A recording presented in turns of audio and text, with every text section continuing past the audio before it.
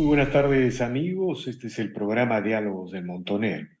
Bueno, para mañana se anuncia una nueva oleada de violencia en Lima.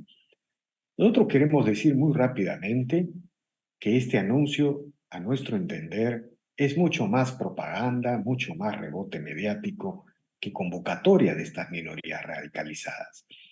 La insurrección contra el Estado de Derecho, contra la Constitución, a nuestro entender, ha fracasado y sigue fracasando en todos sus objetivos. Sin embargo, luego de las oleadas de violencia y seguramente junto a lo que veremos el día de mañana, el Congreso ha vuelto a estar en el candelero, como se dice. Han surgido una serie de denuncias periodísticas con respecto a irregularidades en la adquisición de alfombras, de alquiler de estacionamientos y, y otro tipo de cosas de esa naturaleza que fueron precedidas por la famosa crisis del buffet del Congreso, ¿no? Pero junto a estas malas noticias para el Congreso también hay buenas noticias. El Tribunal Constitucional ha emitido una resolución que reafirma el Estado de Derecho en el Perú y señala que las funciones exclusivas y excluyentes que la Constitución le reconoce al Estado no pueden ser interferidos por jueces provisionales o jueces de primera instancia a través de amparos y medidas cautelares. Eso es una tremenda noticia para el sistema democrático, porque en el Perú las cosas empezaban a convertirse en relativas. El Congreso ya no era el Congreso, no podía elegir a miembros del PC. Durante el gobierno del señor Vizcarra se inventó el argumento de la denegación fáctica para justificar un cierre inconstitucional del Congreso, un virtual golpe de Estado alrededor de una función exclusiva y excluyente del Congreso. Luego se aprobó una ley para aclarar esto, pero a la resolución que nos referimos tiene que ver con la intervención del Poder Judicial de sus jueces con respecto a las funciones exclusivas y excluyentes. Bueno, queremos tratar estos temas vinculados al Congreso y el día de hoy hemos convocado al congresista de Renovación Jorge Montoya, al almirante en retiro, a quien le decimos muchas gracias por sus declaraciones y por su participación en este programa. Buenas tardes, señor Montoya, gracias por la conversación. Muchas gracias, un gusto estar en su programa. Bueno, quería preguntarle, el Congreso está en el candelero, ¿no? Es decir, estas noticias que señalan irregularidades en adquisiciones, el tema del bufete. ¿Qué ha pasado en el Congreso? Hay la sensación de que hay un cierto hedonismo, hay una especie de licencias que se están tomando en el momento en que todo parece indicar que el Congreso va a mantenerse como tal hasta el 2026. Sí, fíjese, pero Andrés, lo que está sucediendo es una campaña de desprestigio contra las instituciones, empezando por el Congreso. Esto no es natural, no es una simple investigación periodística que encuentra algún dato e investiga alrededor de datos para ver si hay un acto de corrupción. Acá se está juzgando otro tipo de decisiones y se está mal interpretando lo dicho, sacándolo de contexto y poniéndolo como una figura de burla hacia los congresistas y hacia el Congreso, para destruir su imagen más de lo que la tiene. No es gratuito esto. O sea, no No, veo yo pero, almirante, una sana interés de informar. almirante, puedo coincidir en parte de su afirmación, pero en el caso de las alfombras, en el caso de la adquisición de televisores LED o en el caso del alquiler de un estacionamiento, digamos, las denuncias o los informes periodísticos parecen tener cierto sentido y por eso mismo se ha pedido la intervención de la Contraloría. Es decir, en un momento tan complicado para el Congreso que existan estos hechos, es como eh, darle combustible y leña a los adversarios del Congreso. Sí, nadie está de acuerdo con lo que esté mal. O sea, eso definitivamente. Lo que estaba tratando de poner es que este contexto no es solamente ver el tema en punto, sino verlo global. Efectivamente, hay datos que nos estamos enterando, los congresistas no tenemos acceso a esa información, no es nuestra responsabilidad, ni nos informan, ni tenemos una página para poder verla, no existe. Eso lo maneja el área administrativa del Congreso, que es responsabilidad del oficial mayor y del director general de administración. ¿no? Y los diferentes órganos que existen en la parte administrativa del Congreso. O sea, ahí lo que hay que poner bajo la lupa es a esos funcionarios públicos que han tomado esas decisiones, que son de ellos, ¿no? Máximo, la otra responsabilidad que recaerá en el presidente del Congreso por ser el representante de la institución. Pero más allá de eso, no sabemos nada de lo que está sucediendo. Ni por qué se decidió cambiar la alfombra, ni por qué se alquiló la cochera, ni O teníamos sea, idea siquiera que existía. la información es precisa. Los congresistas no tienen nada que ver con estas adquisiciones. Nada, absolutamente nada. El oficial Pero sin mayor, embargo, la información se distorsiona y se responsabiliza a los congresistas. No es así. Y a la población le está llegando eso. A la población le está llegando una imagen distorsionada del Congreso. pero ¿por qué el presidente del Congreso no sale y hace una conferencia de prensa precisando esto? Porque si la Contraloría encontrara alguna responsabilidad en estos hechos, bueno, y se activaran acciones administrativas, no sé si penales, pero recaerían directamente en los funcionarios administrativos que usted señalaba. Así es. En eso recaería directamente porque son los únicos que están autorizados para hacer contratos y firmarlos. Ningún congresista puede hacerlo. Ujú. Entonces, es un tema de dónde se apunta el cañón y a quién quiero matar, ¿no? Ahora, es cierto lo de la campaña y en el siguiente segmento de esta conversación se lo voy a plantear. Es incuestionable que hay una campaña contra el Congreso y vamos a tratar de descifrar cuáles son los objetivos, pero los congresistas cometen errores. Por ejemplo, ¿usted no cree que fue un error el referirse de esa manera a la alfalfa en un tema que era muy polémico sobre el buffet, ¿no? No, También, porque no, no me refiero al público, me refiero a nosotros mismos. Lo que he dicho es, nos harán comer alfalfa a nosotros, a los congresistas. No estaba hablando de ningún civil, ninguna persona del pueblo, ni de nadie, estaba hablando de nosotros mismos. Y yo consumo ese producto, o sea, y no es un producto barato, es un producto caro. Lo dije como una forma de ironía, porque las ensaladas de alfalfa son caras, no son baratas. Y me refería a los congresistas, no me refería a la población. Sí que ahí no se ha ofendido a nadie, se ha distorsionado la imagen a través de las propagandas que han hecho los medios de comunicación con mala intención. Lo repito, mala intención. Cuando he ahora, hablado de la comida de tercera, que pudo también malinterpretarse, me refería a ese medio de comunicación que estaba haciendo el reportaje. No me estaba refiriendo al público ni a mucho menos a la gente que no tiene nada. Lo que estaba tratando de hacer de manera irónica es decirle, ¿cómo ustedes creen que se va a comprar un producto? Escogiendo lo malo, no lo bueno. No es así, ¿no? O sea, es lo opuesto. A lo eso que, me refería, a cómo estaban haciendo el reportaje con una mala intencionalidad. de acuerdo, eh, pero digamos, hay que un poco, si hay una campaña en contra, uno debería manejarse como moviéndose en una cristalería, ¿no? Para evitar que hayan choques, rupturas, utilizaciones de los adversarios, ¿no? Esto de la alfalfa y de la comida de tercera ha sido explotado, pues, por cualquiera que pueda ser su adversario. Definitivamente que es una crítica y puede ser una autocrítica mía que debo cuidar más en hablar, pero yo digo lo que pienso de frente, no le pongo filtros, porque creo que debemos aprender a hacer la política con lo que uno piensa realmente y no ocultando las informaciones ni los sentimientos en este sentido que son Pero, públicos.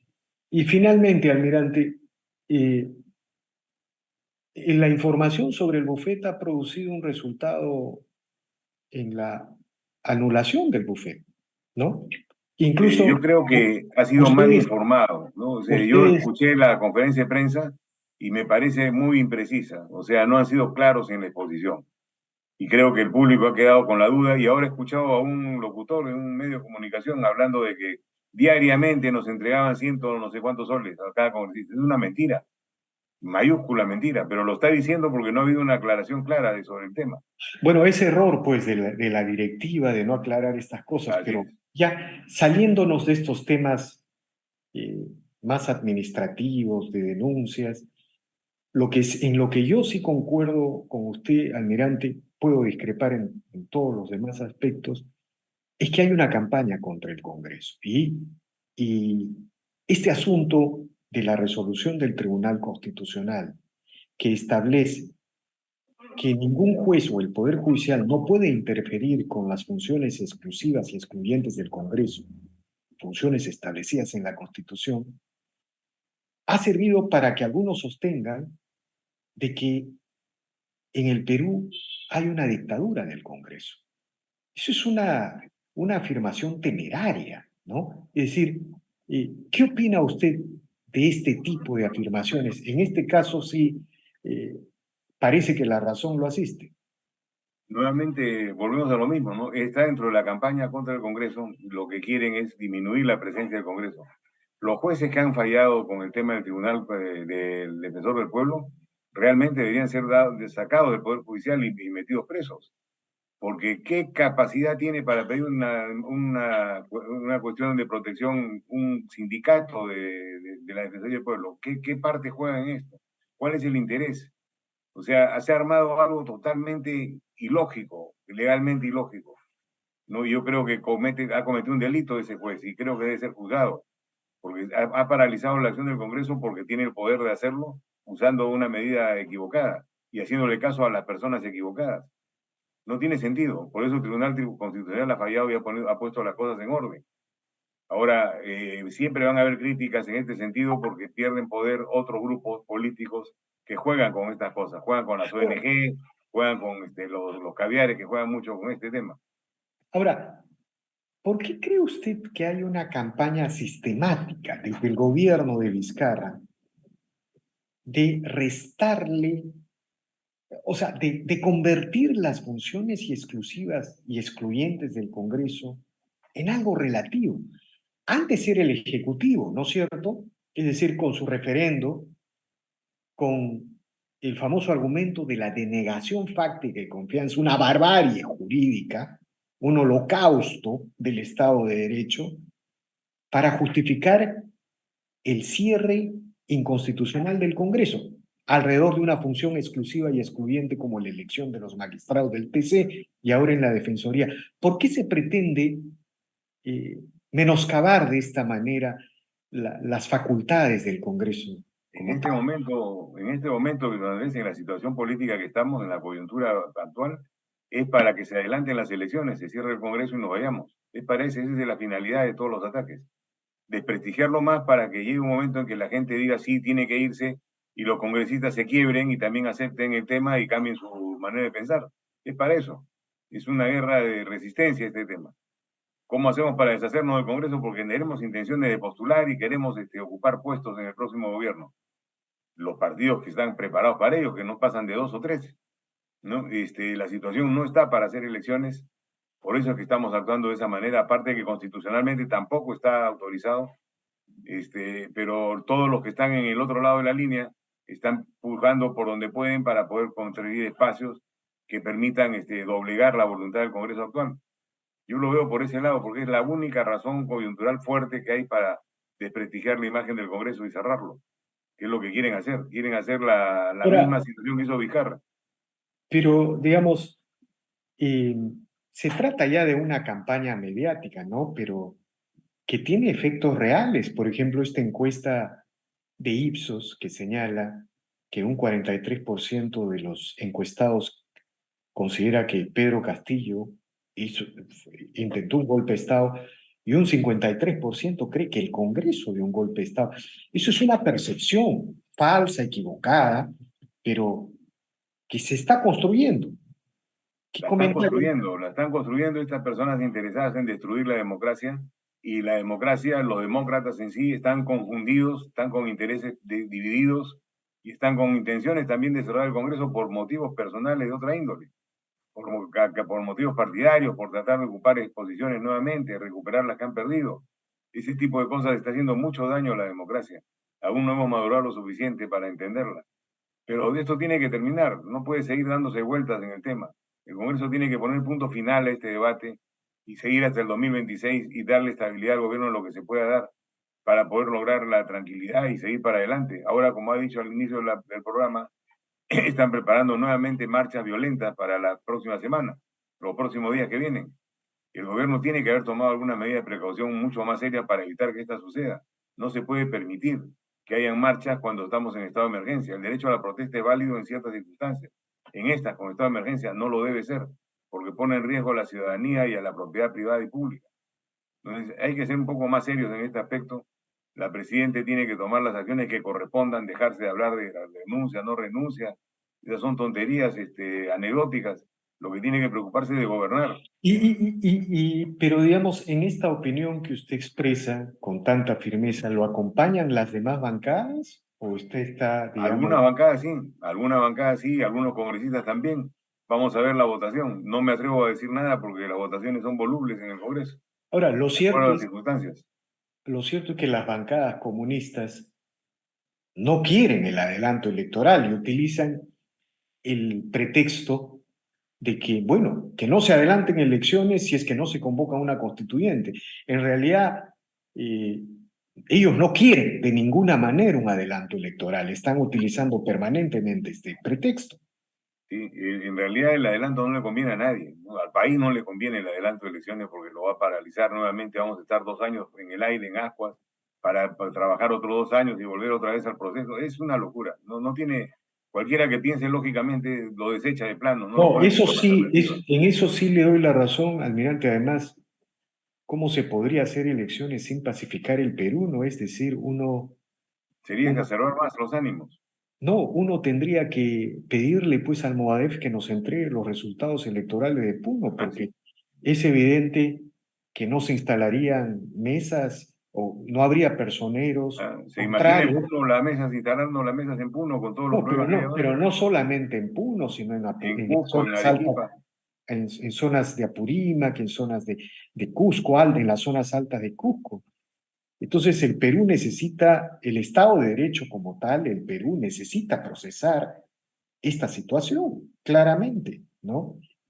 Ahí sí, digamos, hay una racionalidad en la argumentación y por otro lado, en el único momento, en los últimos, digamos, desde la época de Vizcarra hasta acá, el Perú vivía o en cierre del Congreso, o en disolución del Ejecutivo, o en adelanto de elecciones. Pero este es un momento en que podríamos dedicarnos a gobernar y a relanzar las inversiones. Que Y lamentablemente le han vendido a la población la posibilidad de que se haya adelanto de elecciones y que todos los que estamos en contra somos los obstruccionistas. Es al revés. O sea, el que defiende la Constitución, cumple con su juramento, está mal. Lo que tenemos que hacer es cambiar la Constitución, dicho por políticos, viejos políticos, que me sorprendieron tremendamente cuando comenzaron a hablar de esa manera y dije, acá hay un interés partidario definitivo, porque no puede ser que personas tan inteligentes estén hablando las cosas así, de esa manera. es Hay que que defender el núcleo duro de la Constitución, si no va a ser un papel borrador permanentemente para cambiarla cuando nos dé la gana. Y eso no nos hace una democracia, nos haría cualquier cosa.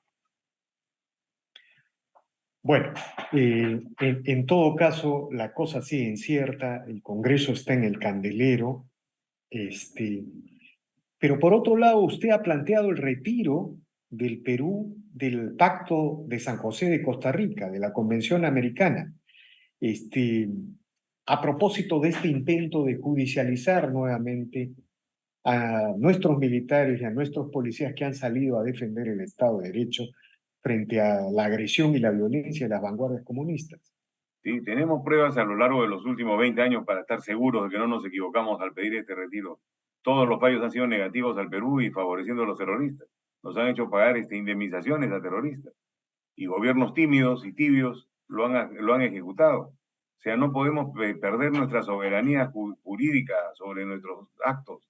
Tenemos que respetarla y defenderla, mejorarla y perfeccionarla, pero no mirar afuera para que nos vengan a ayudar o dar la mano, entre comillas, dar la mano a los que perdieron. O sea, yo creo que esto debe ser aceptado por el gobierno. Vamos a seguir insistiendo.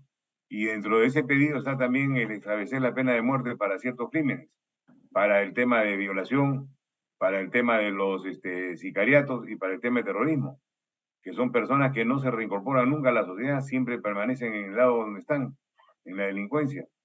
¿No? Violadores que son cosas extremas, un violador a un niño o una niña de 3 años, de 3 meses, perdón. Eso es increíble, es un monstruo. ¿No? Esas personas no tienen derecho a seguir viviendo para seguir causando daño a la sociedad. O sea, tenemos que ser un poco más conscientes y restablecer la pena de muerte para estos crímenes con los seguros que se tienen que poner para evitar errores. Ahora, ¿usted entiende que si el Perú iniciara un proceso de denuncia, el Pacto de San José de Costa Rica, durante un año la jurisdicción continuaría efectiva y todos los procesos iniciados continuarían como tal? Vamos a estudiar la mejor manera, puede ser retirarnos de la competencia de la Corte y luego retirarnos del pacto completamente. ¿No? Vamos a ver cuál es el camino más adecuado. Estamos conversándolo para tomar una decisión y empezar a hacer lo que tenemos que hacer, ¿no? Producir documentos y tomar decisiones.